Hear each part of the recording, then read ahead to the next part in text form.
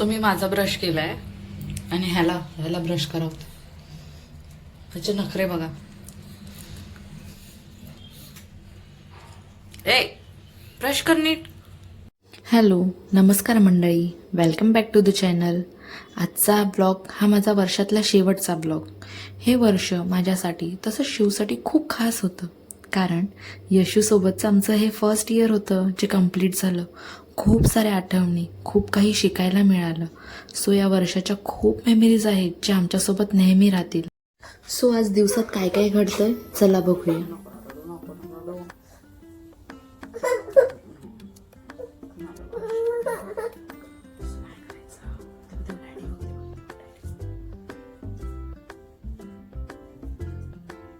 इथे मी यशूचे कपडे चेंज केले आणि त्याला ब्रेकफास्ट भरवायला घेतले. खाली तो सारखा इथे तिथे पळत होता, म्हणून मुद्दामून बेडवरतीच त्याला घेऊन बसले. ॲटलिस्ट इथे तरी तो एका जागेवर बसून राहील.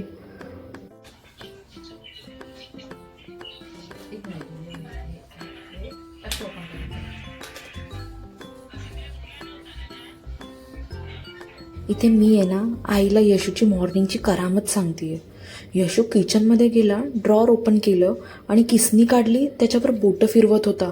नशीब तिथे मी होते, लगेच त्याच्या हातून किसनी घेतली. ॲक्च्युली त्याने ना मला चहामध्ये अद्रक किसून घालताना पाहिलेलं. ही लहान मुलं ना कधी काय करतील सांगता येत नाही बाबा. सो आता यशूचं तर सगळं आवरलं आणि यशूला मामाच्या हवाली केलं. आता घराच्या कामाकडे वळूया. फ्रीजमध्ये ना खूप मेस झालेली, काहीच सामान नीट मिळत नव्हतं. त्यामुळे विचार केला चला आज फ्रीज क्लीन करूया. फ्रीजमधलं सगळं सामान बाहेर काढलं आणि प्रॉपर अरेंज करून नीट क्लीन करून ठेवलं.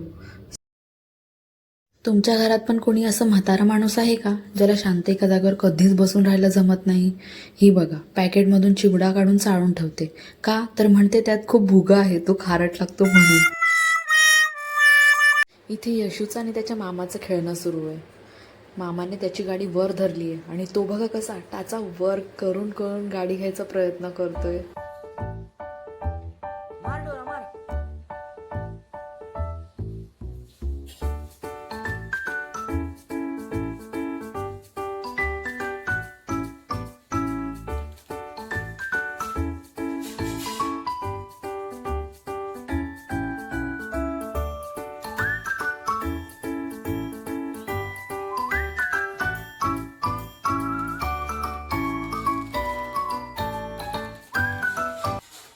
दुपारची वेळ झाली आहे. इथे शिवने अचानक घरी येऊन आम्हाला सरप्राईज दिलं.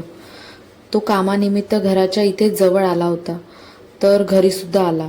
येताना त्याने रातसाठी खूप साऱ्या पतंगा आणल्या होत्या. त्याला परत कामावर जायचं होतं, त्यामुळे तो जास्त वेळ थांबला नाही.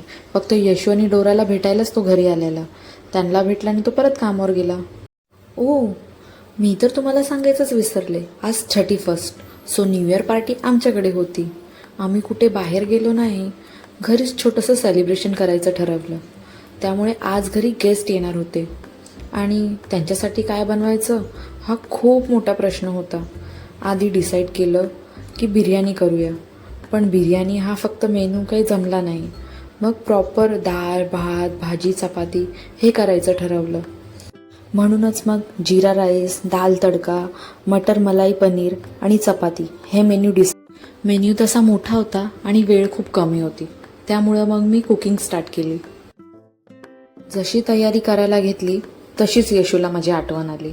यशू आला मम्माजवळ पळत पळत.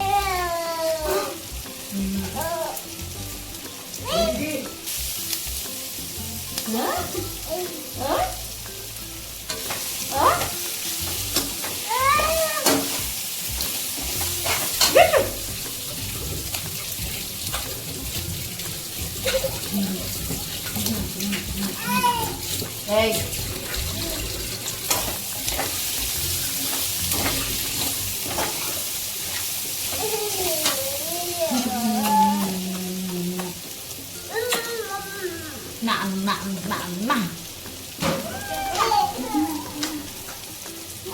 मी काही काम करत असेल आणि यशू शांत खेळत राहील असं तर पॉसिबलच नाही.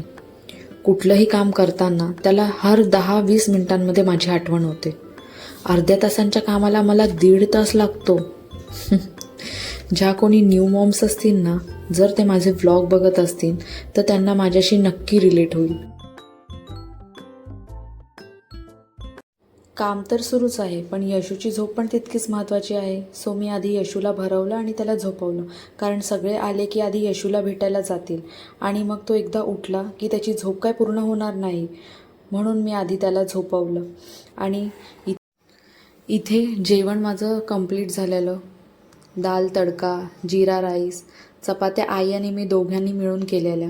आईचीही मला खूप मोठी हेल्प झाली कामांमध्ये.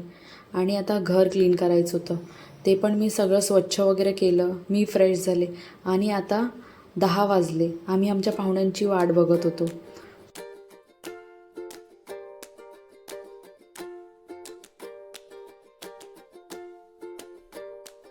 आणि आमचे गेस्ट आलेच. आणि त्याचबरोबर मी माझा व्लॉग पण इथे एंड करते. जर व्लॉग आवडला असेल तर लाईक, शेअर आणि सबस्क्राईब करायला विसरू नका. पुढे आम्ही किती धमाल केली हे नेक्स्ट व्लॉगमध्ये तुम्हाला पाहायला मिळेलच. तर स्टे ट्यून. Bye bye.